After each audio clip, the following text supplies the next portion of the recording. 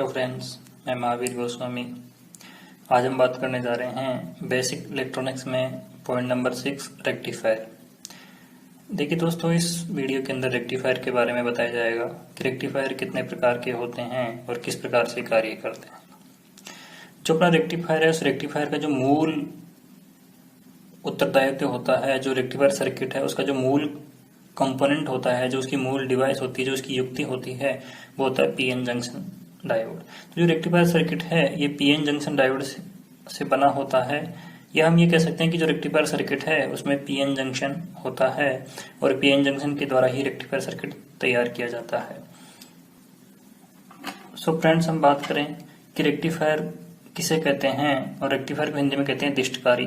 तो एसी को डीसी में परिवर्तित करने वाली युक्ति दिष्टकारी अर्थात रेक्टिफायर कहलाती है।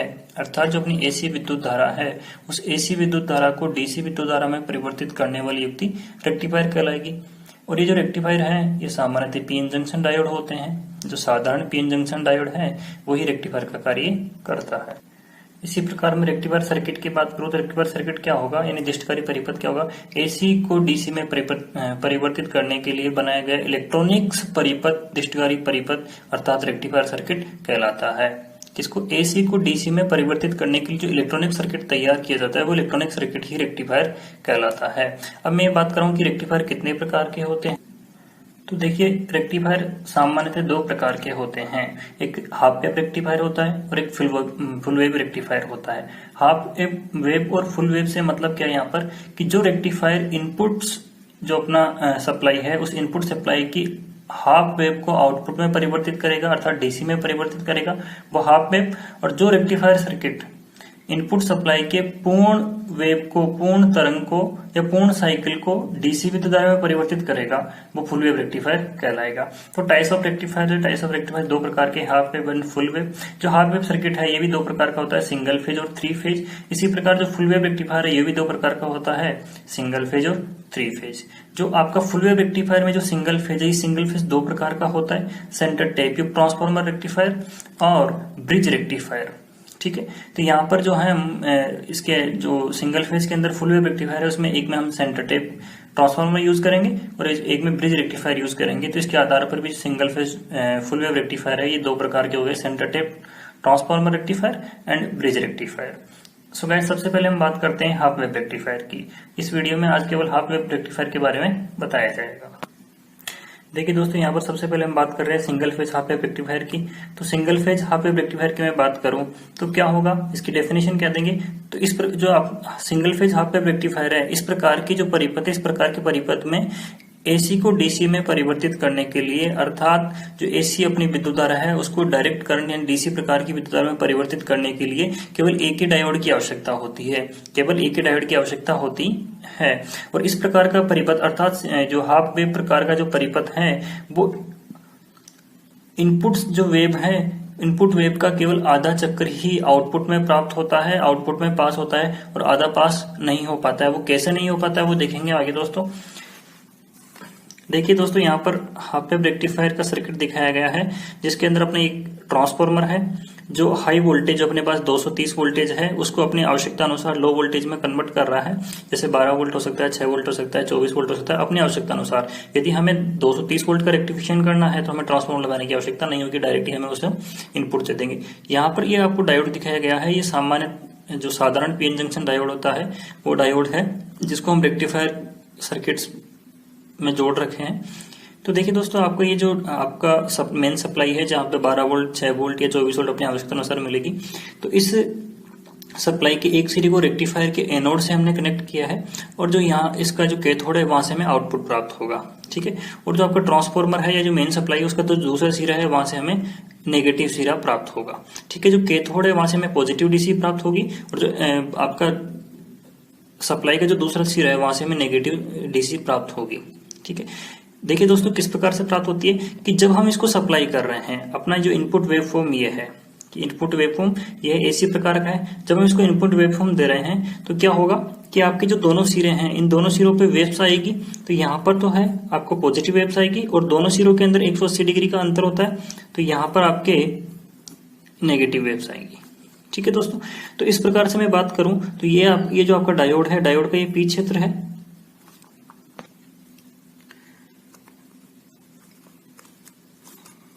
तो आपके डायोड का पी क्षेत्र है और ये आपका एन क्षेत्र है। जब ये मेरा फर्स्ट टाइम, जब मेरा ये हाफ साइकिल चल रहा है तो उस समय यहाँ पे पॉजिटिव साइकिल्स आएगा, तो यहाँ पे नेगेटिव साइकिल्स आएगा। ये पॉजिटिव यहाँ पे आ रहा है और यहाँ पे नेगेटिव क्या आ रहा है, क्योंकि जो दोनों सिरे हैं सिंगल फेज में 180 डिग्री का अंतर होता है, तो यहाँ पे पॉजिटिव साइकिल्स आ रहा है तो यहाँ पे नेगेटिव साइकिल्स आएगा। अब यदि मैं बात करता हूँ कि जब यहाँ से पॉजिटिव साइकिल्स आ रहा है और यहाँ से लोड के थ्रू उसको नेगेटिव साइकिल मिल रहा है, तो पी क्षेत्र को देखो दोस्तों पॉजिटिव मिल रहा है और जो एन क्षेत्र आपको यहाँ पर नेगेटिव मिल रहा है। तो जब डायोड के पी क्षेत्र को पॉजिटिव और एन क्षेत्र को नेगेटिव मिलता है तो हम कहते हैं कि डायोड फॉरवर्ड बायस में होता है और इस कंडीशन में करंट का प्रवाह होता है। इस कंडीशन में करंट का प्रवाह होता है, तो जो डायोड है उसकी फॉरवर्ड बायसिंग में करंट प्रवाह होता है। तो जब ये पहला हाफ साइकिल्स आ रहा है, जो एक चक्र है उस चक्र का हाफ साइकिल्स आ रहा है, उस हाफ साइकिल्स में डायोड फॉरवर्ड बायस पे होता है और उस कंडीशन में करंट का प्रवाह हो जाता है। उस कंडीशन में आपका जो हाफ साइकिल्स है, जो पॉजिटिव हाफ साइकिल्स है, ये पास हो जाएगा। अगले सन क्या होगा कि यहाँ पे हाफ साइकिल्स आएगा, ये जो इनपुट वेव से इन पे हाफ साइकिल गए, तो यहाँ पे क्या होगा दोस्तों, यहाँ पे अब हाफ साइकिल आएगा और यहाँ पे आएगा आपका पॉजिटिव साइकिल्स, या नेगेटिव साइकिल्स आ रहा है या पॉजिटिव साइकिल्स आ रहा है। तो जब यहाँ पे नेगेटिव साइकिल्स आ रहा है अर्थात इसके थ्रू एनोड को नेगेटिव साइकिल मिलेगा और यहाँ पे पॉजिटिव साइकिल्स आ रहा है अर्थात ये जो कैथोड है उसके थ्रू यहाँ पर इसको पॉजिटिव साइकिल्स मिलेगा। तो जब पी क्षेत्र को नेगेटिव साइकिल्स अर्थात नेगेटिव सप्लाई और एन क्षेत्र को पॉजिटिव सप्लाई अर्थात पॉजिटिव साइकिल्स मिलेगा, तो डायोड आपका है वो रिवर्स बायस पे होगा और डायोड आपका रिवर्स बायस पे होगा तो करंट का प्रवाह नहीं होगा।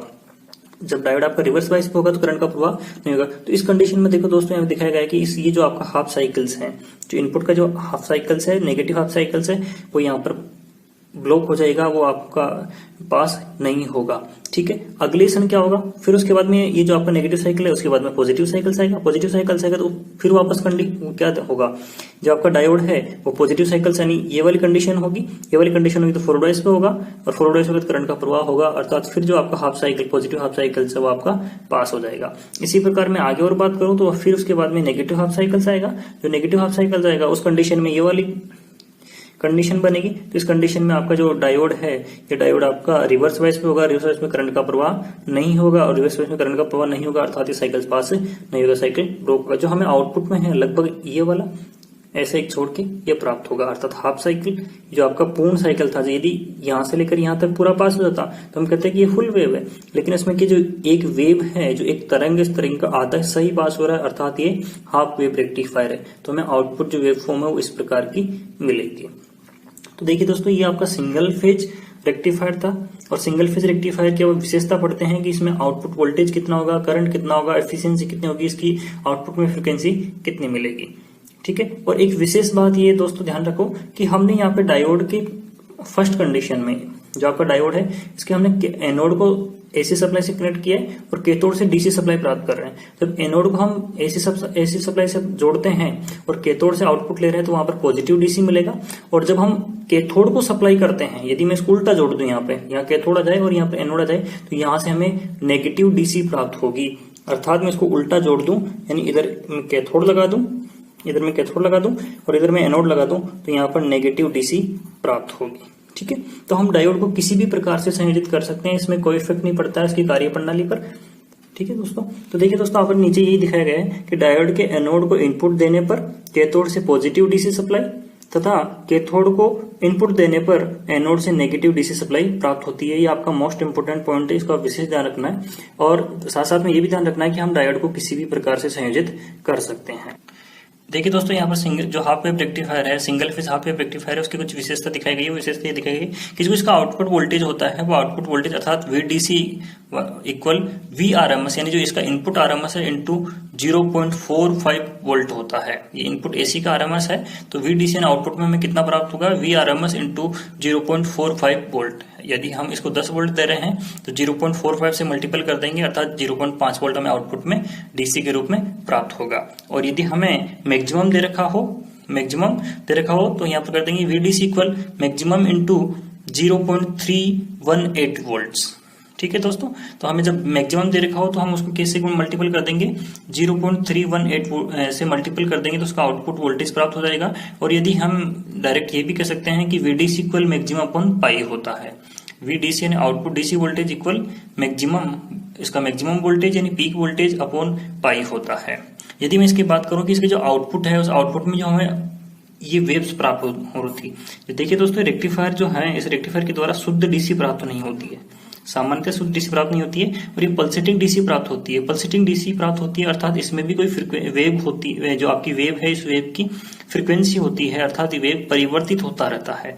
ठीक है, तो यहाँ पर आउटपुट रिपल्स फ्रीक्वेंसी, अर्थात जो यहाँ पर आउटपुट प्राप्त हो रहा है, इस आउटपुट के अंदर जो ये रिपल्स प्राप्त हो रहे हैं, इस रिपल्स की बात कर रहा है। तो इस रिपल्स का मान इनपुट में जितनी सप्लाई फ्रीक्वेंसी है उसके इक्वल होता है, अर्थात हाफ वेव रेक्टिफायर में जो आपका आउटपुट रिपल्स फ्रीक्वेंसी है वो इनपुट फ्रीक्वेंसी के इक्वल होता है। और इसका जो रिपल्स फैक्टर है वो रिपल्स फैक्टर 1.21 होता है। और यदि हम परसेंटेज में बात करें तो 121 अर्थात 121% प्रतिशत होता है। और यदि मैं इसकी एफिशिएंसी की बात करूं तो जो half wave single phase rectifier है, इसकी एफिशिएंसी 40.6% होती है, अर्थात बहुत ही कम होती है, हम ये कह सकते हैं। और जो रेक्टिफायर परिपथ है उसमें सबसे कम efficiency half wave single phase rectifier की होती है। यहाँ पर देखिए दोस्तों VDC का मतलब दिखाया गया कि जो अपना इनपुट AC है उसका एवरेज वैल्यू, तो यहाँ पर हम इसका एवरेज निकालेंगे। तो हाफ वेव का एवरेज, देखिए दोस्तों जो आपका फुल वेव है, उस फुल वेव का जो अपने AC इनपुट वेव है उसका एवरेज क्या होता है, मैक्सिमम इंटू 0.637। लेकिन यदि मैं हाफ वेव की बात करूं तो इसमें 2 का भाग लगा देंगे तो कितना आ जाएगा, मैक्सिमम इंटू 0.318, लगभग मैक्सिमम का 0.318। तो यहाँ पर ये दिखाया गया कि जो यहाँ पर आउटपुट में प्राप्त होती है हमें वो एवरेज वैल्यू प्राप्त होती है, जो अपनी पल्स है उस पल्स की एवरेज वैल्यू प्राप्त होती है। दोस्तों मैं आशा करता हूँ कि ये वीडियो आपको अच्छे से समझ में आया होगा, और किसी भी प्रकार की कोई समझने में परेशानी हो तो कमेंट बॉक्स में कमेंट करके बताएं। हेलो फ्रेंड्स, आज हम बात करने जा रहे हैं बेसिक इलेक्ट्रॉनिक्स में ही जो हमने कल बात की थी, वो बात की थी single phase half wave rectifier. जो हम आज बात करेंगे वो करेंगे 3 फेज हाफ वेव रेक्टिफायर। देखिए दोस्तों हमने पढ़ा था कि रेक्टिफायर 2 टाइप्स के होते हैं, एक हाफ वेव और फुल वेव, और जो हाफ वेव होता है वो भी 2 टाइप्स का होता है, सिंगल फेज एंड 3 फेज। तो कल हमने सिंगल फेज की बात की थी, आज हम 3 फेज की बात कर रहे हैं। तो देखिए दोस्तों इसके अंदर क्या होगा कि जो अपना सिंगल फेज हाफ वेव था उसके अंदर हम 1 फेज का रेक्टिफिकेशन कर रहे हैं और उसमें 1 डायोड की आवश्यकता होती थी।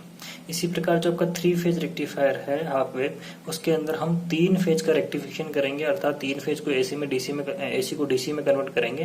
तो यहाँ पर हमें 3 डायोड की आवश्यकता होगी, और साथ साथ में यहाँ पर हमें न्यूट्रल्स की भी आवश्यकता होगी। तो अर्थात हम सीधी भाषा में ये कह सकते हैं कि हमें जो 3 फेज सप्लाई है वो स्टार कनेक्टेड होनी चाहिए, और हमारे पास 3 डायोड हैं तो हम 3 फेज सप्लाई को DC में कन्वर्ट कर सकते हैं हाफ वेव के थ्रू। तो देखिए दोस्तों इसका जो सर्किट है वो किस प्रकार है, और यहाँ पे देखिए क्या कर रहा है, किस प्रकार के परिपथ में 3 डायोड की आवश्यकता होती है, 3 डायोड की व 3 फेज में स्टार कनेक्शन की आवश्यकता होती है। और कह रहा है कि 3 फेज हाफ वेव रेक्टिफायर में प्रत्येक फेज के प्रत्येक चक्कर, यानी जो आपका प्रत्येक फेज है उस फेज के अंदर जो आपका ये साइकिल चल रहा है, इस पूरे साइकिल का हाफ साइकिल, यानी या तो ये साइकिल या ये साइकिल पास होके हमें आउटपुट DC में मिलेगा, ये एक साइकिल का। ठीक है, इसी प्रकार दूसरी साइकिल की बात करें, इसी प्रकार तीसरी साइकिल की बात करें, तो प्रत्येक साइकिल है, जैसे 3 फेज में 3 साइकिल्स चलती है एक साथ, तो उन 3 साइकिल्स को का जो हाफ वेव है वो आउटपुट में प्राप्त होगा इस प्रकार से। ठीक है, और आधा चक्कर पास नहीं हो पाता, इसलिए हमें आउटपुट में प्राप्त नहीं होता है। तो देखिए दोस्तों यहाँ पर हाफ वेव रेक्टिफायर का सर्किट दिखाया गया है, इसकी कार्यप्रणाली समझते हैं हम किस प्रकार काम करता है। देखिए दोस्तों आपके यहाँ पर जो दिखाए गए हैं ये अपना अल्टरनेटर कह सकते हैं इसको, कि ये जो अल्टरनेटर की एक वाइंडिंग, दूसरी वाइंडिंग और तीसरी वाइंडिंग, और इसमें AC पैदा हो रही है, और इन तीनों वाइंडिंग को हम स्टार कनेक्ट करके यहाँ पर ये न्यूट्रल पॉइंट बना लिया, ये न्यूट्रल पॉइंट बना लिया हमने। और ये आपका पहला फेज है, ये दूसरा फेज है, तीसरा फेज जिसे कहते हैं R, Y एंड B। तो देखिए दोस्तों हम इसका रेक्टिफिकेशन करते हैं, उसको AC में DC में कन्वर्ट करते हैं। तो हम क्या करेंगे, यहाँ पे प्रत्येक फेज के सीरीज में एक डायोड लगा देंगे, ये पहले फेज के R फेज, दूसरा Y फेज और तीसरा B फेज, और इन तीनों को हम फिर आपस में कनेक्ट कर देंगे हम। तो हम सीधे सीधे ये कह सकते हैं कि जो तीनों फेज है वो पैरेलल में कनेक्ट करके एक न्यूट्रल जो पॉइंट निकाल लेते हैं जहां से हमें नेगेटिव DC प्राप्त होगी, और जो तीनों फेज है उनके सीरीज में ये कह सकते हैं इन तीनों को हम पैरेलल में कनेक्ट कर देंगे, बट जो फेज है इनके सीरीज में हमें एक एक डायोड कनेक्ट करना होगा। और जो आपका डायोड है उसका जो एनोड है उस एनोड को हमें AC सप्लाई देनी होगी, और कैथोड से हमें आउटपुट प्राप्त कर रहे होंगे। तो यहाँ पर आपको पॉजिटिव DC मिलेगी, और यदि आप कैथोड को सप्लाई कर रहे हो, अर्थात इस डायोड को आप इस प्रकार की बजाय आप इस प्रकार जोड़ रहे हो, अर्थात इसके कैथोड को सप्लाई कर रहे हो और एनोड से आउटपुट ले रहे हो, तो आपको नेगेटिव डीसी प्राप्त होगी। अब देखो कैसे प्राप्त होती है कि अपना एक रेक्टिफायर सर्किट दिखाया गया है और हम कंडीशन मानते हैं कि अपना इनपुट है, आपकी इनपुट वेव्स है। अब इनपुट वेव्स के अंदर देखिए दोस्तों कि आपका एक पॉजिटिव साइकिल्स है, ये नेगेटिव साइकिल्स है, आपका टाइम पीरियड है। तो इसके अंदर एक आर फेज का ये वेव फॉर्म चल रही है। देखिए दोस्तों, ये आर फेज आपका आर फेज चल रहा है, ठीक है। इसी प्रकार ये आपका वाई फेज चल रहा है, ठीक है, और इस प्रकार आपका बी फेज चल रहा है, ठीक है। और इन जो प्रत्येक फेज है, इन फेजों के बीच में यहां से लेकर यहां तक 120 डिग्री का डिफरेंस है, यानी इसके 120 डिग्री बाद ये स्टार्ट होगा, इसके 120 डिग्री बाद ये स्टार्ट होगा, ठीक है। तो अब यदि हम दोस्त देखते हैं कि सर्वप्रथम ये आपका ये फेज यानी आर फेज आता है, आर फेज आता है। तो जैसे आर फेज का पॉजिटिव साइकिल्स आएगा, ठीक है, तो आर फेज का जैसे पॉजिटिव साइकिल्स आएगा इस पॉइंट पे आएगा, ये आपका आर फेज है, आर फेज पे पॉजिटिव साइकिल आएगा तो इसको पॉजिटिव मिलेगा। और इस न्यूट्रल जो आपका कह सकते हैं कि यदि इस पॉइंट पे पॉजिटिव साइकिल्स होगा, ठीक है, तो यहाँ पे आपका नेगेटिव साइकिल्स होगा। तो इस पॉइंट के थ्रू, इस लोड के थ्रू, इस डायोड को हम कह सकते हैं कि यहाँ पे नेगेटिव मिलेगा। तो पहली कंडीशन में यहाँ पे नेगेटिव मिल रहा है, यहाँ पॉजिटिव मिल रहा है, अर्थात ये आपका फॉरवर्ड बायसिंग पे है। और जब भी आपका फॉरवर्ड बायसिंग पे तो इसमें करंट का प्रवाह होगा, अर्थात ये जो आपका हाफ साइकिल्स हैं ये यहाँ से क्लियर होके इधर आउटपुट में आ जाएगा, यहाँ पर पॉजिटिव के रूप में और यहाँ पर नेगेटिव के रूप में। तो फर्स्ट कंडीशन में क्या होगा कि जो आपका हाफ वेव था वो पास होके यहाँ आ जाएगा, ठीक है। जैसे पूरा होगा, यानी ये जो आपका साइकिल है ये 0 से स्टार्ट होकर के 90 से वापस 180 आएगा। तो 180 आएगा, उससे पहले जैसे ये 120 पे पहुंचेगा, ये साइकिल्स आपका 120 पे पहुंचेगा, उतने में आपका वाई साइकिल्स स्टार्ट हो जाएगा। जो वाई फेज है उसका जो साइकिल्स है वो स्टार्ट हो जाएगा, उसकी वेवफॉर्म स्टार्ट हो जाएगी। तो यहाँ से उसके 120 डिग्री बाद, यानी आर के 120 डिग्री बाद आपका वाई फेज स्टार्ट होगा। और वाई फेज स्टार्ट होगा तो ये भी इसका फर्स्ट टाइम पॉजिटिव साइकिल्स आ रहा है, तो इसका भी सेम वही होगा कि आपका जो वाई फेज वाला जो डायोड है वो फर्स्ट कंडीशन में फॉरवर्ड वाइज पे होगा। और फॉरवर्ड वाइज पे होगा तो इसमें करंट का प्रवाह होगा, करंट का प्रवाह होगा तो अर्थात यहाँ से जो करंट है वो यहाँ पर होगी। तो जैसे ही एक 180 पे पहुंचेगी, 180 से पहुंचने से पहले ही अर्थात इसके 120 डिग्री पूरे करते ही यहाँ पे वाई फेज स्टार्ट होगा और वाई फेज का साइकिल्स आने लगेगा। जब ये 0 पे आएगा तो अपना वाई फेज 60 डिग्री पर पहुंच जाएगा, अर्थात इसके पहले पूरा होने से यहाँ पे अपना वाई फेज का रेक्टिफिकेशन स्टार्ट हो जाएगा। उसके बाद में ये जो आपका है ये 60 पहुंच जाएगा, उसके बाद में 0 डिग्री से नेगेटिव में जाएगा। जब ये जो यहाँ दिखाई दे रहा है कि यहाँ 0 के यहाँ आया और यहाँ स्टार्ट हो गया, इसके बाद में ये नेगेटिव डायरेक्शन में जाएगा। उस कंडीशन में यहाँ पे इसको पॉजिटिव और यहाँ पे इसको नेगेटिव मिलेगा। जब यहाँ इसको पॉजिटिव और यहाँ पे नेगेटिव मिलेगा तो क्या होगा कि जो आपका है डायोड है वो रिवर्स बायस पे होगा। और जब डायोड आपका रिवर्स बायस पे होगा तो इसमें करंट का प्रवाह नहीं होगा, करंट का प्रवाह नहीं होगा। अर्थात जो आपकी जो ये जो साइकिल्स है, रिवर्स साइकिल्स है, जो आपके कह सकते हैं नेगेटिव साइकिल्स है, वो इसमें से पास नहीं हो पाएगी। तो यहाँ पे ये दिखाया गया है जो आपकी पॉजिटिव साइकिल्स है वो इजीली पास हो जाती है, क्योंकि उस समय आपका डायोड फॉरवर्ड वाइज पे होता है। और जो नेगेटिव वाइज साइकिल्स है वो पास नहीं हो पाती है, क्योंकि उस समय आपका डायोड रिवर्स वाइज पे आ जाता है। जब अपने डायोड को जो एनोड है उसको हमने ऐसी सप्लाई कर रखी है और कैथोड से हम आउटपुट ले रहे हैं, तो यदि हम उसको कैथोड को इनपुट कर रहे हैं और एनोड से हम आउटपुट सप्लाई ले रहे हैं, तो जो हमारा डायोड है वो नेगेटिव साइकिल्स को पास करेगा और पॉजिटिव साइकिल्स को ब्लॉक करेगा, अर्थात उस समय उसका रेक्टिफिकेशन अर्थात उसको एसी साइकिल्स है उसको डीसी में कन्वर्ट नहीं करेगा। ठीक है दोस्तों, तो इसी प्रकार जो आपका प्रत्येक फेज है, जो आपका पहला फेज था इसका रेक्टिफिकेशन हुआ यहाँ तक, फिर वापस जब फॉरवर्ड बायसिंग में आएगा तो आपका करंट फ्लो हो जाएगा, अर्थात जो आपका आर फेज है इसकी फॉरवर्ड बायसिंग में करंट फ्लो हुआ। फिर जो आपकी रिवर्स बायसिंग थी यहाँ से यहाँ तक, इस कंडीशन में करंट का प्रवाह नहीं हुआ। और उसके पश्चात फिर आपकी जो फॉरवर्ड बायसिंग आई उसके में करंट का प्रवाह हुआ। इसी प्रकार ये फिर रिवर्स में नहीं होगा, फिर उसके बाद में फॉरवर्ड में हो जाएगा और ये क्रिया चलती रहेगी। इसी प्रकार जो आपका वाई फेज है, वाई फेज भी जो फॉरवर्ड कंडीशन में होगा उसमें करंट का प्रवाह होगा और रिवर्स कंडीशन में करंट का प्रवाह नहीं होगा। इसी प्रकार रिवर्स कंडीशन में नहीं होगा, उसके बाद में फॉरवर्ड कंडीशन में वापस हो जाएगा, फिर रिवर्स में नहीं होगा, फॉरवर्ड में हो जाएगा, ये आगे चलता रहेगा। इसी प्रकार आपका जो बी फेज है ये जो फॉरवर्ड कंडीशन में आएगा और वो जो आपका वाई फेज है उसके 120 बाद ये कह सकते हैं कि जो आपका बी आर फेज है उसके 240 यानी 240 डिग्री बाद आएगा।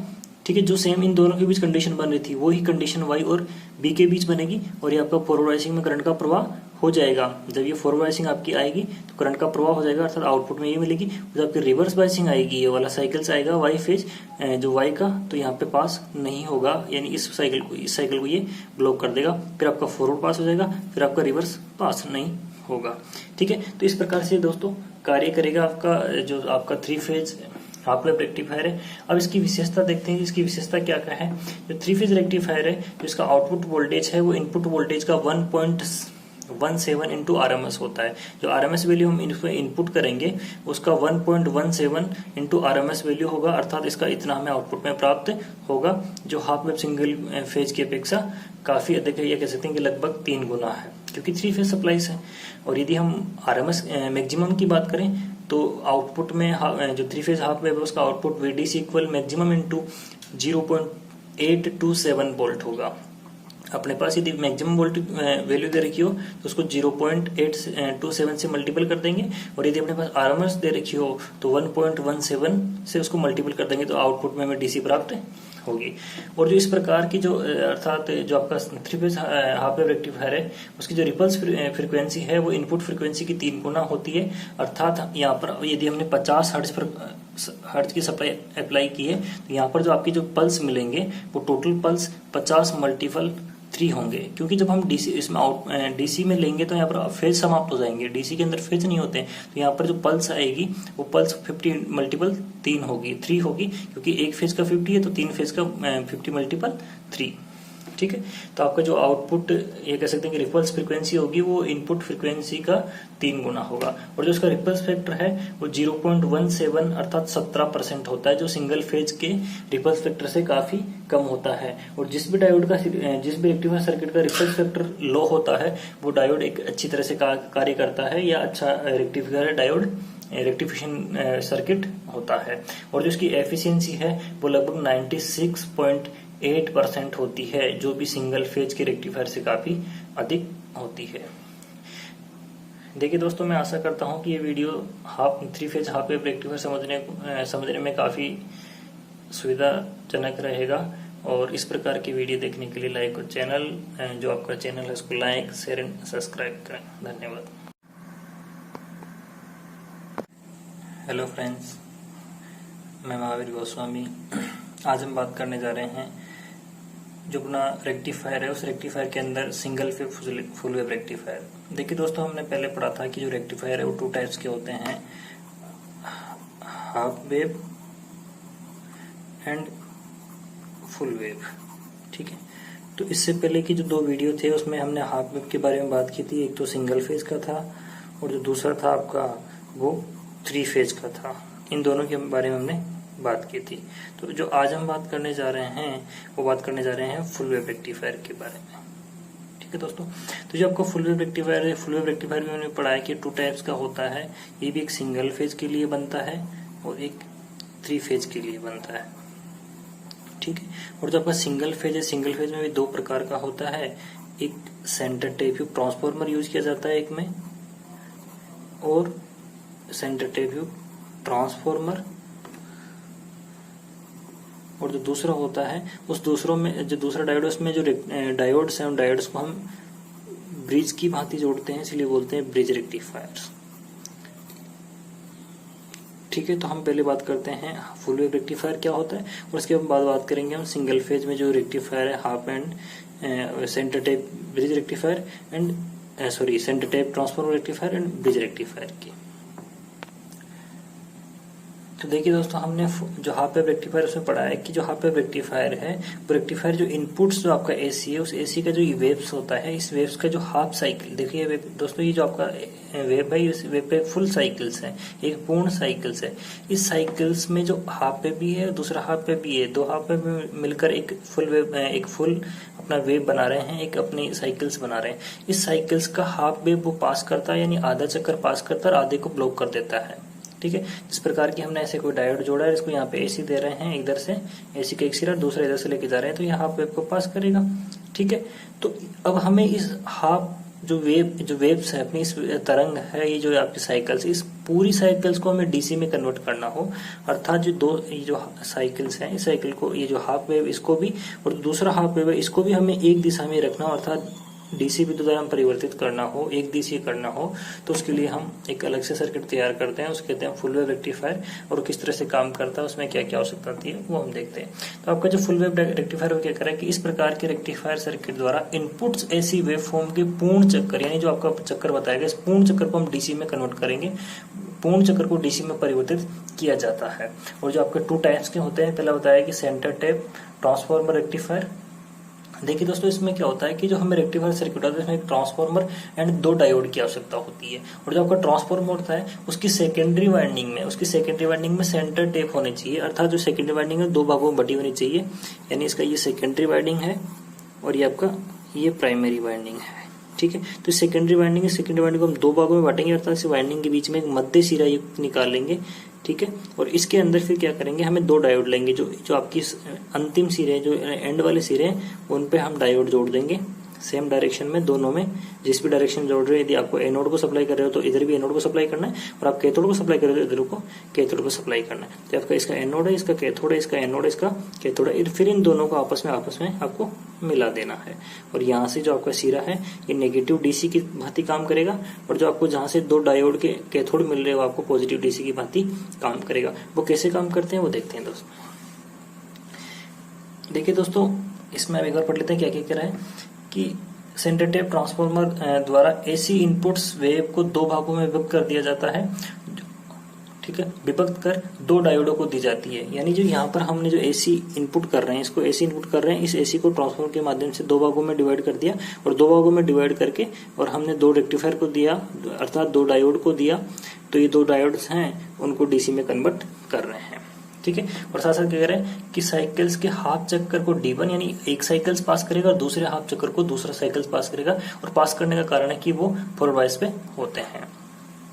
ठीक है दोस्तों, अब हम बात करते हैं कि देखो आप दिखाया गया कि एक ट्रांसफार्मर है, ट्रांसफार्मर की प्राइमरी वाइंडिंग और आपकी सेकेंडरी वाइंडिंग है। सेकेंडरी वाइंडिंग की जो है उसको हमने 2 भागों में बांट दिया, एक यहाँ से लेकर यहाँ तक है और दूसरा यहाँ से लेकर यहाँ तक है। इसका ये सेंटर टेप है, मध्य सिरा है। अब जो आपकी पहली वाइंडिंग, इस पे हमने एक डायोड लगा दिया, जो दूसरा अंतिम सिरा उस पर डायोड लगा दिया, और मध्य सिरे को हमने ले लिया बाहर।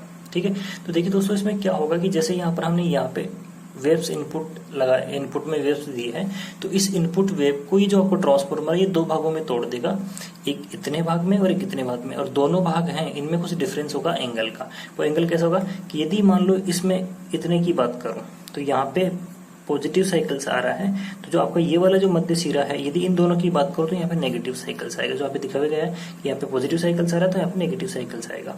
इसी प्रकार यदि यहाँ पे नेगेटिव आ रहा है तो यहाँ पे पॉजिटिव आएगा, क्योंकि इन दोनों के मध्य 180 डिग्री होगा, अर्थात ये पॉजिटिव ये नेगेटिव, दोनों के मध्य 180 डिग्री। और इन दिनों जो यहाँ और इसके लिए जो आउटपुट दे रहा है इन दोनों में 180 का होगा, तो यहाँ पे नेगेटिव तो यहाँ पे पॉजिटिव, अर्थात इस सिरे के लिए ये पॉजिटिव का काम करेगा। तो यहाँ पे पॉजिटिव साइकिल्स है, तो इन दोनों में भी 180 डिग्री का अंतर होगा, तो यहाँ पे नेगेटिव साइकिल्स, अर्थात एक तरीके से देखें तो 2 साइकिल्स चल रहे हैं यहाँ पे, एक पूरा ये लूप बना रहा है और दूसरा ये लूप बना रहा है।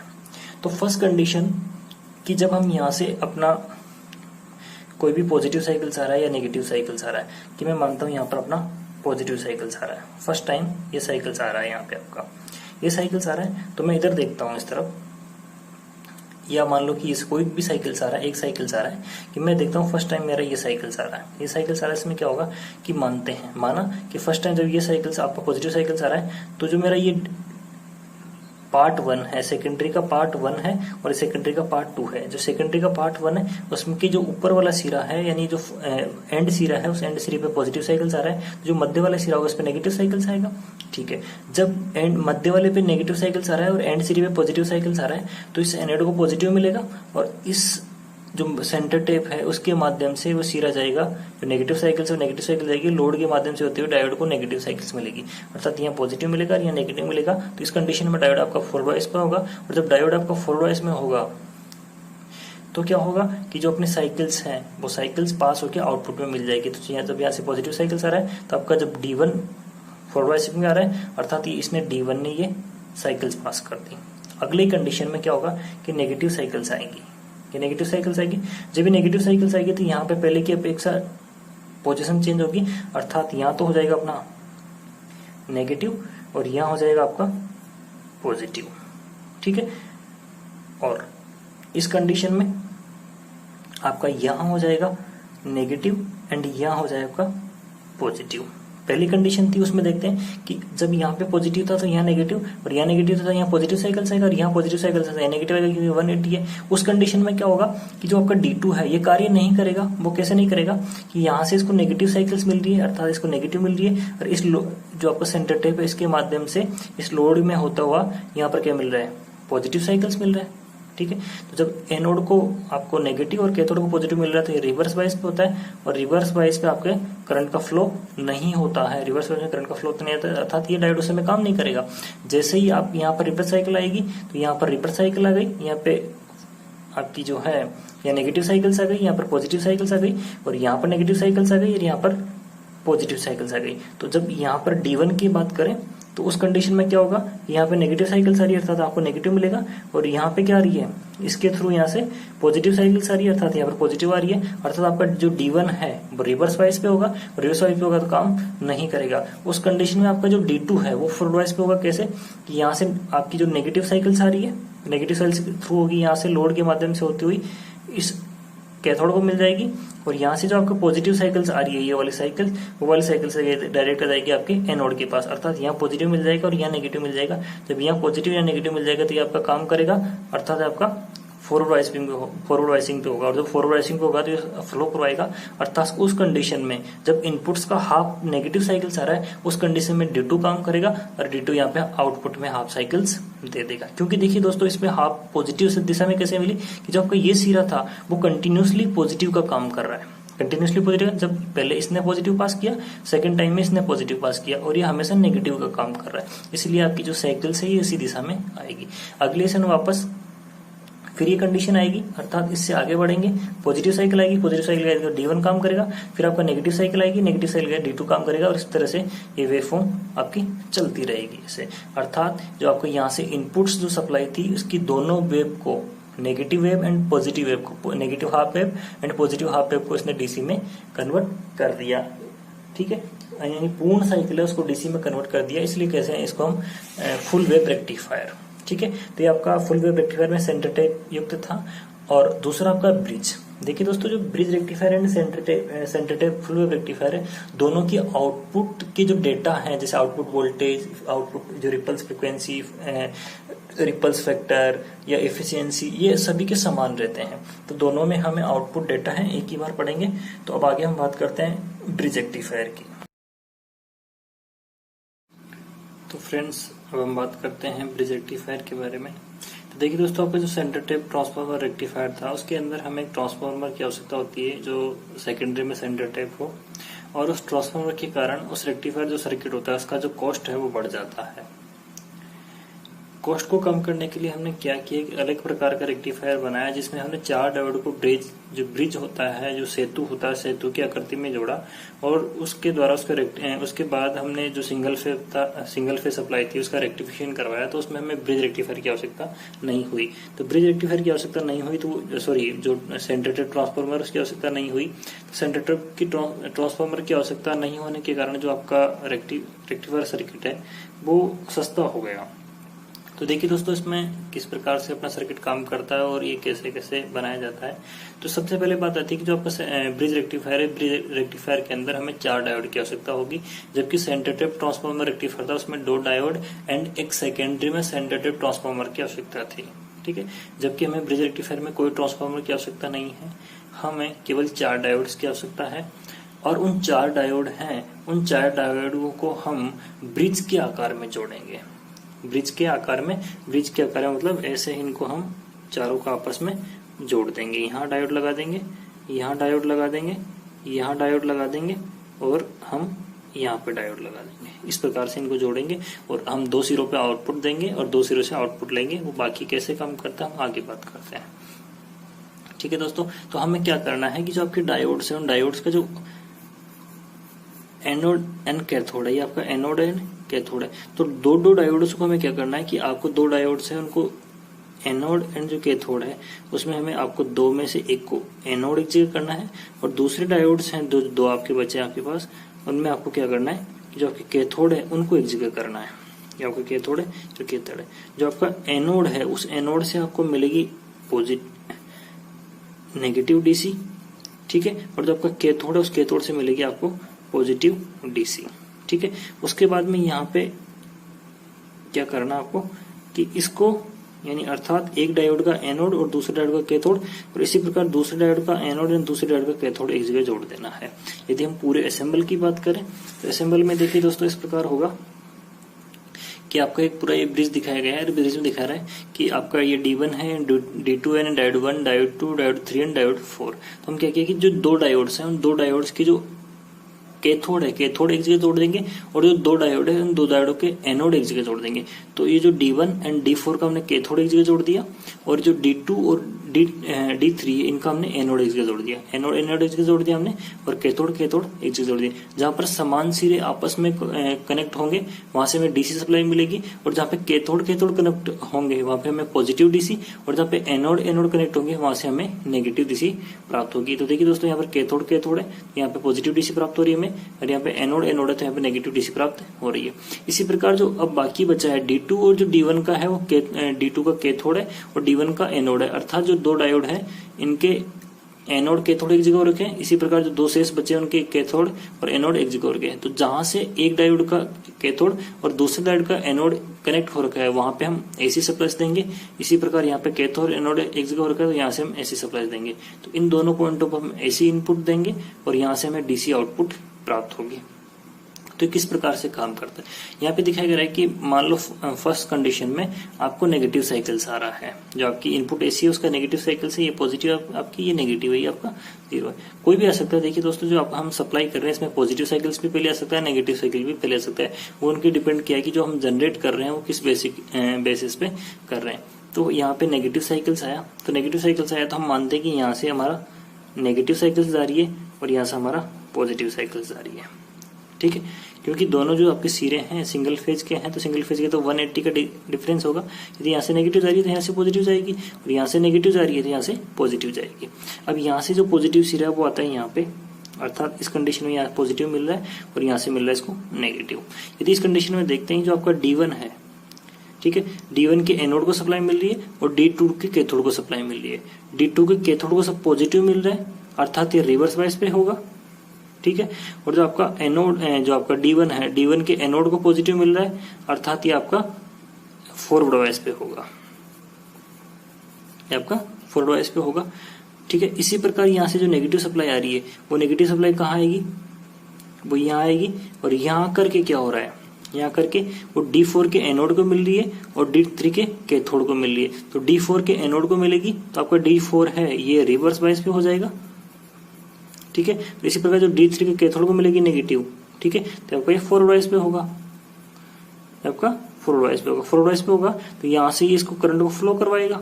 ठीक है, क्योंकि फॉरवर्ड बायस में करंट फ्लो होती है तो यहाँ से जो आपका हाफ साइकिल से वो निकलेगा, निकल करके हमें आउटपुट में दिलाएगा। इसी प्रकार यहाँ से जो है आपका ये रिवर्स बायस पे, इसमें करंट का फ्लो नहीं होगा। आपका D1 फॉरवर्ड बायस पे है तो यहाँ से करंट फ्लो करके यहाँ करके इस सर्किट में से फ्लो होने लगेगी। ठीक है, दोस्तों समझ में आ रहा है किस प्रकार कि जब हम इसको हाफ साइकिल की बात कर रहे हैं वो पॉजिटिव, यदि नेगेटिव साइकिल्स आ रहा है या पॉजिटिव साइकिल्स आ रहा है, कोई भी साइकिल्स आ सकता है। हम मानते हैं कि जो एक सिरा है ये आपका ए सिरा है एंड आपका बी सिरा है। ए सिरे पे पॉजिटिव साइकिल्स आ रही है और बी सिरे पे नेगेटिव साइकिल्स आ रही है। तो ये ए सिरे पे जो पॉजिटिव साइकिल्स आ रही है उसको D1 पास करवा रहा है और जो बी सिरे पर आपकी जो नेगेटिव साइकिल्स आ रही है और वो कौन पास करवा रहा है, आपका उसको D3 पास करवा रहा है। ठीक है, जब पॉजिटिव यहाँ पे कोई पॉजिटिव साइकिल्स आ रही है नेगेटिव साइकिल आ रही है ना, फर्स्ट जो आपकी साइकिल्स है उसके अंदर दो डायोड आपके रिवर्स बायस पे होंगे और दो डायोड आपके फॉरवर्ड बायस पे होंगे। ठीक है, तो उस कंडीशन में क्या हुआ कि यहाँ से हमें पॉजिटिव डीसी मिल गई क्योंकि पॉजिटिव साइकिल्स पास करवा रहा है ये। ठीक है, और यहाँ से हमें यहाँ पे हमें नेगेटिव डीसी मिल गई क्योंकि जो आपका D3 है नेगेटिव साइकिल्स पास करवा रहा है। और इसी प्रकार जो आपका D1 है यहाँ से हमें पॉजिटिव साइकिल्स पास हो रहा था, हमें यहाँ पर पॉजिटिव डीसी मिल गई। ठीक है, एक ही कंडीशन में दोनों पूरा जो आपका है करंट फ्लो हो रहा है। ठीक है, तो यहाँ पर हमें पॉजिटिव डीसी और नेगेटिव डीसी प्राप्त हो गई। इसी प्रकार में अगली जो इनपुट साइकिल्स है उस इनपुट साइकिल का पहले नेगेटिव साइकिल्स आएगा तो पॉजिटिव साइकिल्स आएगा। जब पॉजिटिव साइकिल्स आएगा तो यहाँ पहले क्या आ रहा था, नेगेटिव पॉजिटिव आ रहा था तो क्या हो जाएगा नेगेटिव, क्योंकि हम साइकिल से उल्टा पाए तो यहाँ पे इनपुट जो है उल्टी हो जाएगी और यहाँ पे क्या जाएगा पॉजिटिव आ जाएगा। जब ए पॉइंट पे नेगेटिव आ रहा है और बी पॉइंट पे पॉजिटिव आ रहा है तब क्या होगा कि यहाँ से जो आपका है नेगेटिव जाएगा। ठीक है, अर्थात कह सकते हैं कि नेगेटिव सिरे की तरह काम करेगा। तो नेगेटिव सिरा किसको मिलेगा, D1 को मिलेगा एंड D2 को मिलेगा। जब D1 को मिलेगा तो आपका एनोड को मिल रहा है अर्थात ये रिवर्स बायस पे होगा। इस कंडीशन में ये रिवर्स बायस पे होगा।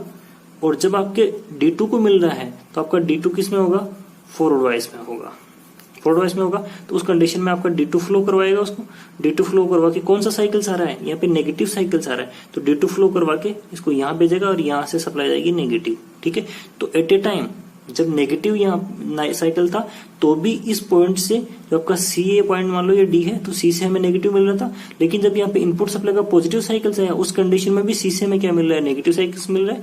और इसी प्रकार यहाँ से जो पॉजिटिव साइकिल्स आएगा, बी पॉइंट से जो पॉजिटिव साइकिल्स आएगा वो जाएगा यहाँ पे, यहाँ जाएगा तो एक D3 के कैथोड को मिलेगा एंड जो D4 है उसके एनोड को मिलेगा। तो D3 के कैथोड में मिलने पर ये रिवर्स बायस में हो जाएगा, तो इसमें करंट का प्रवाह नहीं होगा। इसी प्रकार जो आपका D4 है उसके एनोड को मिलेगा, एनोड मिलेगा तो फॉरवर्ड बायस पे होगा, और फॉरवर्ड बायस पे होने के कारण इसमें करंट का फ्लो होगा, और करंट का फ्लो होगा तो यहाँ से हमें पॉजिटिव मिल जाएगा।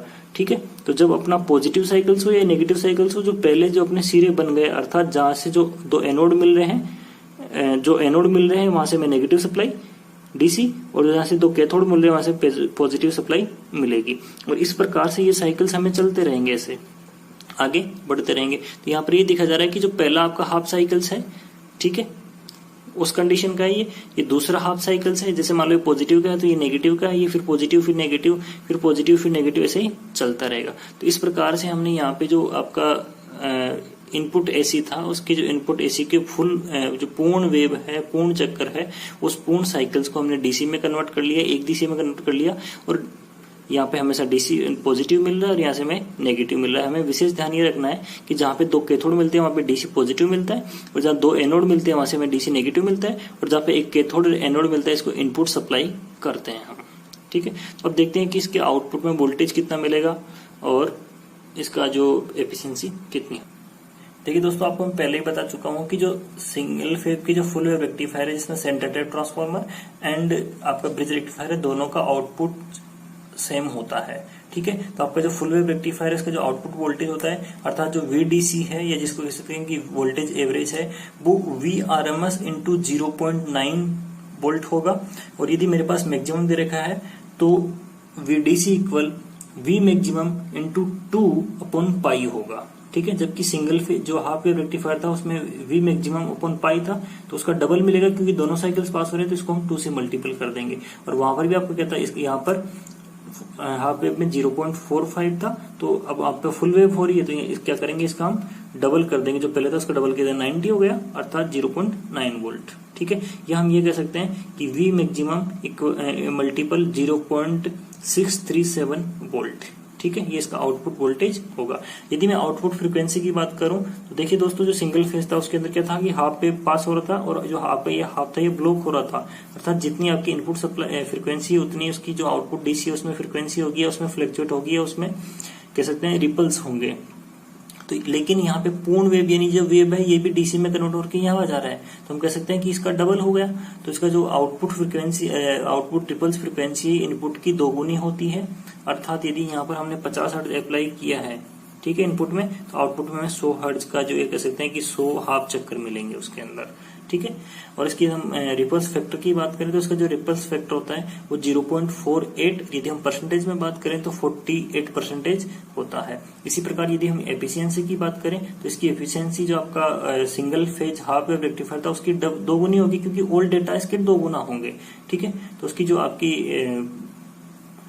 एफिशिएंसी है 81.2% होती है, जो single phase half wave rectifier की दोगुनी होती है। तो मैं आशा करता हूं कि दोस्तों ये आपको फुल वेव रेक्टिफायर वीडियो काफी अच्छे से समझ में आएगा। जो अगला वीडियो है उसमें हम बात करेंगे 3 फेज फुल वेव रेक्टिफायर की। हेलो फ्रेंड्स, अब हम बात करते हैं 3 फेज फुल वेव रेक्टिफायर की। तो देखिए दोस्तों, अभी हमने पिछले वीडियो में देखा था कि जो single phase full wave rectifier है उसकी बात की थी, उसके बारे में हमने अध्ययन किया था, उसके आउटपुट वोल्टेज कैसे कार्य करता है, यानी वर्किंग प्रिंसिपल देखा था हमने। अब आज हम बात करेंगे वो 3 फेज फुल वेव रेक्टिफायर के बारे में बात करेंगे। तो देखिए दोस्तों, क्या होगा कि जो अपनी 3 फेज सप्लाई है उसको हम हाफ वेव में पहले रेक्टिफिकेशन किया था, अब कर रहे हैं फुल वेव में। तो जो अपना 3 फेज का जो सप्लाई है, 3 फेज है, 3 फेज के थ्रू हम आउटपुट में एक डीसी वोल्टेज लेंगे, आउटपुट में एक डीसी पावर लेंगे। तो मैं बात करता हूँ बेसिकली कि जो अपना 3 फेज सिस्टम है, 3 फेज सिस्टम के अंदर ऐसे मेरे 3 फेज चलते हैं। ठीक है। और इन तीनों फेजों के मध्य 120 डिग्री का इलेक्ट्रिक अंतर होता है, यानी इसके और इसके मध्य 180 डिग्री की आगे, जैसे मान लो ये यहाँ से 0 डिग्री से स्टार्ट हो रहा है तो 120 डिग्री बाद स्टार्ट होगा, इसके 120 डिग्री बाद स्टार्ट होगा, और जो आपका तीसरा फेज है इसके 20 डिग्री बाद स्टार्ट होगा। तो इनका जो वर्किंग होगा वो भी इसके 120 डिग्री बाद ही आएगा। कह सकते हैं कि जो इनका पीक जाएगा वो पीक भी इसके पीक के 120 डिग्री बाद जाएगा। ठीक है दोस्तों, तो मैं देखता हूँ कि जो मेरा 3 फेज रेक्टिफायर है उसमें मुझे क्या क्या आवश्यकता है। जो 3 फेज रेक्टिफायर है, जो फुल वेव रेक्टिफायर है, उसके अंदर मुझे केवल 6 डायोड की आवश्यकता है और साथ में मेरे पास 3 फेज सप्लाई की आवश्यकता है। जबकि जो आपका जो 3 फेज हाफ वेव रेक्टिफायर था उसके अंदर मुझे 3 डायोड्स एंड 3 फेज सप्लाई में स्टार कनेक्शन की आवश्यकता थी। जबकि आपका जो 3 फेज फुल वेव रेक्टिफायर है उसमें ऐसा कुछ भी नहीं है कि मुझे 3 फेज के अंदर स्टार कनेक्टेड चाहिए, डेल्टा कनेक्टेड चाहिए, जो भी है आपका वो चलेगा। तो मुझे इसमें बेसिकली 6 डायोड्स की आवश्यकता होगी। तो जो आपका इस कह रहा है कि जो 3 फेज फुल वेव रेक्टिफायर, इस प्रकार के रेक्टिफायर में 6 डायोड्स की आवश्यकता होती है। ठीक है, और कह रहा है कि 3 फेज फुल वेव रेक्टिफायर है, इनपुट्स ऐसी वेव फॉर्म के प्रत्येक फेज, यानी जो प्रत्येक फेज है आपका, जो पहला फेज एंड दूसरा फेज, तीसरा phase, R Y and B, इसके प्रत्येक फेज के जो दोनों साइकिल्स हैं, half positive cycles and half negative cycles, इन दोनों साइकिल्स को वो डीसी में कन्वर्ट करेगा, डीसी में कन्वर्ट करेगा। ठीक है, कह रहा है कि जो प्रत्येक फेज है, फेज का पूर्ण चक्कर एक डीसी यानी डीसी होकर आउटपुट में प्राप्त होता है। देखिए दोस्तों, किस प्रकार से इसका डायोड्स को जोड़ते हैं या सर्किट किस प्रकार से तैयार करते हैं। तो अपने पास जो 6 डायोड हैं, उन 6 डायोडों के हम दो दो डायोडों के पेयर बनाएंगे, यानी एक जो आपका पहला डायोड या दूसरा डायोड है, इन दोनों को हम सीरीज में कनेक्ट करेंगे, अर्थात पहले डायोड का जो एनोड है और दूसरे का कैथोड है वापस में कनेक्ट कर देंगे। इसी प्रकार हम इसके 3 पेयर बना लेंगे और तीनों पेयरों को फिर हम समानांतर में जोड़ देंगे। तो आपका पहला पेयर, दूसरा पेयर, फिर तीसरा पेयर बना, और तीनों पेयर को हम फिर क्या कर देंगे, समानांतर जोड़ देंगे, यानी इसके समानांतर में, इसके समानांतर में, आपस में समानांतर में हो गए।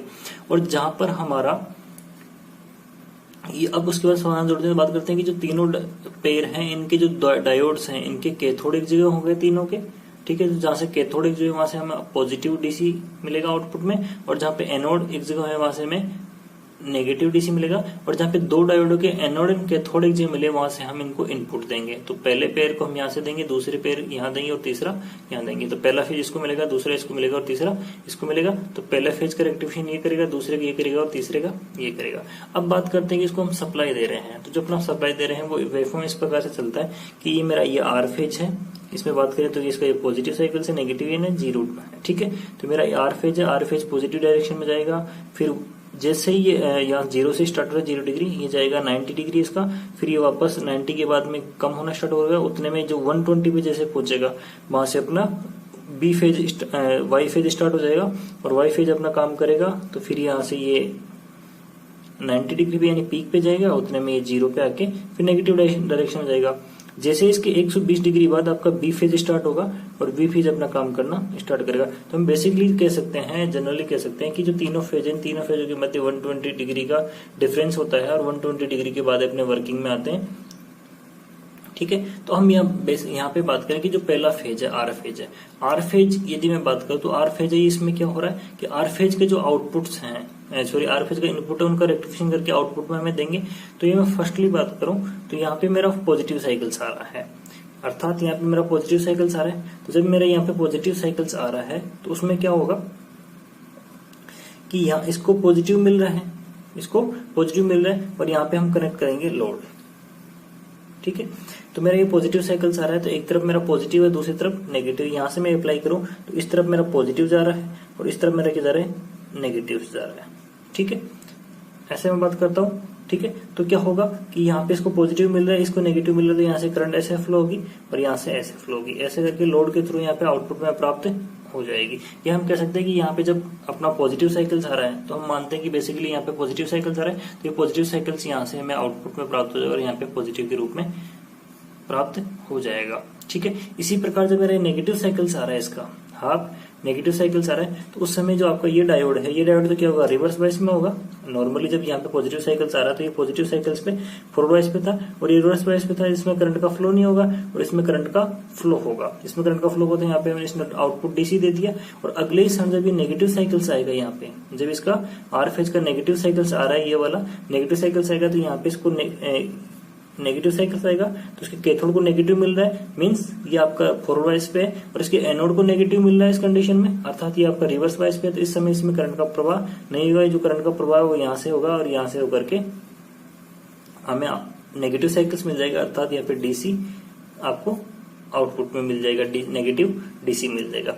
इसी प्रकार ये साइकिल्स नेगेटिव में आने से पहले ही आपका आर फेज वर्किंग में आएगा, और वो आएगा 120 के बाद, इसके 120 डिग्री के बाद। जैसे 120 डिग्री के बाद आएगा, अर्थात इस जो आपका सेकंड पेयर है इसको सप्लाई मिलेगी, सेकंड पेयर को सप्लाई मिलते ही या जब ये पॉजिटिव में होगा तो आपका D2 काम करेगा, और जब नेगेटिव साइकिल्स आएगी यहाँ पे तो आपका D5 काम करेगा। तो इस प्रकार से जो आपका पॉजिटिव साइकिल्स था आर फेज का, ये पॉजिटिव साइकिल्स पास हुआ, और उसके बाद में अगले क्षण जब ये नेगेटिव साइकिल्स आया तो नेगेटिव भी पास हुआ, लेकिन एक डायरेक्शन के रूप में, अर्थात इसके बाद आपका ये आर फेज का नेगेटिव साइकिल्स पास हुआ। फिर उसके बाद में यदि पॉजिटिव साइकिल्स आता है तो पॉजिटिव साइकिल पास होगा, फिर उसके बाद नेगेटिव साइकिल्स आता है तो ये आपका नेगेटिव साइकिल्स पास होगा।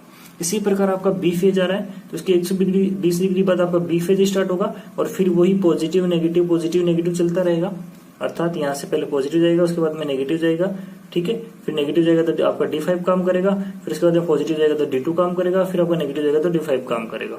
अर्थात एक फॉरवर्ड पे होगा, एक रिवर्स पे होगा, तो जो फॉरवर्ड पे होगा वो करंट फ्लो करवाएगा, जो रिवर्स पे होगा वो करंट फ्लो नहीं करवाएगा। तो देखिए दोस्तों, यहाँ पे दिखाया गया कि जो आर फेज है, वाई फेज है, वाई फेज का ये पॉजिटिव साइकिल्स पास हुआ, ये इसने D2 ने पास किया। इसके बाद में जैसे हम यहाँ आए, अर्थात इसका पॉजिटिव साइकिल समाप्त होगा, अब उसके बाद में नेगेटिव साइकिल्स आएगा, उसमें आपको D5 पास करेगा, D5 पास करके उसको एक ही डायरेक्शन में, यानी हमेशा यहाँ पे नेगेटिव देता रहेगा, यहाँ पॉजिटिव देता रहेगा, अर्थात इसकी जो यहाँ पे सप्लाई मिल रही है वो फ्लक्चुएट नहीं होगी, इसमें डायरेक्शन चेंज नहीं होगी, अर्थात वापस इसका जो है यहाँ पे जो वाई फेज का पॉजिटिव साइकिल्स पास होता, अब वो एक ही डायरेक्शन में आपका नेगेटिव साइकिल पास हो जाएगा। फिर आपका पॉजिटिव साइकिल आएगा तो D2 काम करेगा और ये इसको पास कर देगा, अर्थात वो D2 फॉरवर्ड वाइस पे होगा और इसको पास कर देगा। फिर अगले क्षण जब नेगेटिव साइकिल आएगा तो उसको D5 फॉरवर्ड वाइस पे होगा और इसको ये पास कर देगा। इसी प्रकार क्या होगा, क्या जो बी फेज है वो बी फेज है, इसके 120 डिग्री बाद स्टार्ट होगा, और यहाँ से स्टार्ट होगा इसका पॉजिटिव साइकिल एंड इसका नेगेटिव साइकिल्स, इसका पॉजिटिव साइकिल्स एंड इसका नेगेटिव साइकिल्स, ठीक है। तो आपको जो आपका जो आपका बी फेज है, बी फेज के लिए D3 अर्थात डायोड 3 नंबर और डायोड 6 नंबर काम कर रहा है, 6 नंबर डायोड। तो पॉजिटिव साइकिल्स में आपका जो डायोड 3 है वो फॉरवर्ड वाइस पे होगा, अर्थात वो उसको पास करवा के यहाँ पे पॉजिटिव डीसी देगा, और आपका जो नेगेटिव साइकिल्स हैं उसको D6 पास करवा के यहाँ पे मैं नेगेटिव से देगा।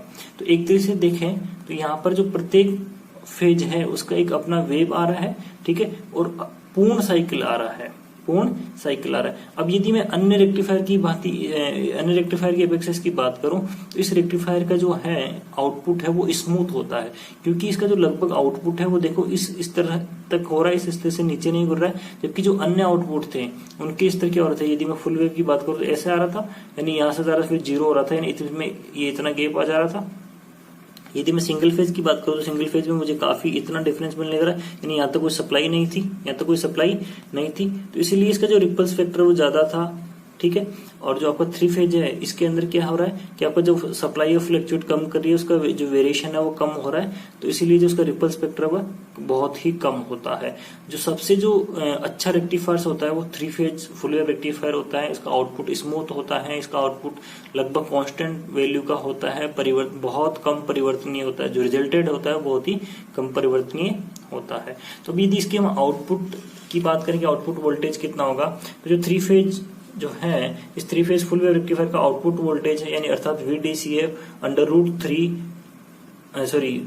मल्टीपल √2/पाई होगा मल्टीपल RMS, ठीक है। यानी जो RMS वैल्यू है उसको 3√2/पाई से मल्टीपल कर देंगे तो उसकी आउटपुट वैल्यू आ जाएगी। और यदि इसको हम आगे सोल्व करते हैं तो हमारा आएगा VDC इक्वल RMS, यानी उसका जो हमने RMS वैल्यू अप्लाई किया है RMS इंटू 1.35 वोल्ट्स, 1.35 वोल्ट, जबकि जो हाफ वेव रेक्टिफायर था उसके अंदर 1.17 वोल्ट्स था। तो उससे इससे आउटपुट ज्यादा मिलेगा, एक तो आउटपुट में वोल्टेज ज्यादा मिलेगी।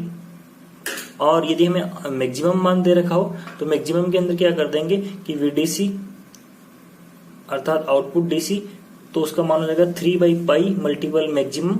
ठीक है, यहाँ पे √2 नहीं है, √2 नहीं है क्योंकि हमें आरएमएस से मैक्सिमम में जाने के लिए 1.14 से मल्टीपल करना होता है। तो यहाँ पे हमने वही किया, √2 से मल्टीपल किया, अर्थात उसका हमने मैक्सिमम मान लिखा है, क्योंकि हमें maximum equal to RMS into 1.414 होता है। और ये किसका मान होता है, √2 का। तो हमने यहाँ पे गुणा करके मल्टीपल करके हमने जो आपकी आरएमएस वैल्यू थी इसको मैक्सिमम में चेंज किया है। तो अर्थात हम बात करें कि वीडीसी यदि हमें मैक्सिमम में दे रखा हो तो 3/पाई मल्टीपल वी मैक्सिमम, अर्थात जो यहाँ पर जो है वो लाइन की वोल्टेज दिया गया तो वी मैक्सिमम लाइन।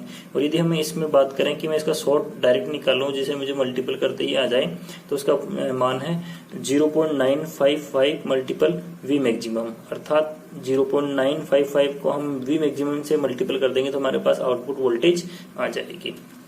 इसका जो रिपल्स फ्रीक्वेंसी होती है वो रिपल्स फ्रीक्वेंसी इनपुट फ्रीक्वेंसी की 6 टाइम्स होती है, क्योंकि आपका एक फेज का दोनों हाफ एंड जो negative cycles and positive cycles pass हो रहा है, अर्थात एक फेज की 2 हाफ साइकिल्स बन रही है तो 3 फेज की 6 आपकी हाफ साइकिल्स बनेगी, अर्थात जो इसकी रिपल्स फ्रीक्वेंसी है वो इनपुट का 6 टाइम्स होगा। और इसका रिपल्स फैक्टर बहुत ही कम, सबसे कम, जिसका मान होता है 0.0893, अर्थात कह सकते हैं कि 8.93%। ठीक है, इसी कारण रिपल्स फैक्टर जिसका कम होता है उसकी स्मूथ डीसी मिलती है हमें, और जो इसकी एफिशिएंसी होती है वो सबसे ज्यादा होती है और उसका मान होता है 99.2, अर्थात 99.2%, जो सबसे हाई है। ठीक है, तो दोस्तों मैं आशा करता हूं कि ये जितने भी रेक्टिफायर की वीडियो हैं आपके अच्छे से समझ में आएगी, और किसी भी प्रकार की कोई समस्या हो, समझने में कोई कठिनाई हो तो कमेंट बॉक्स में कमेंट करके बताएं, आपकी समस्या का समाधान किया जाएगा।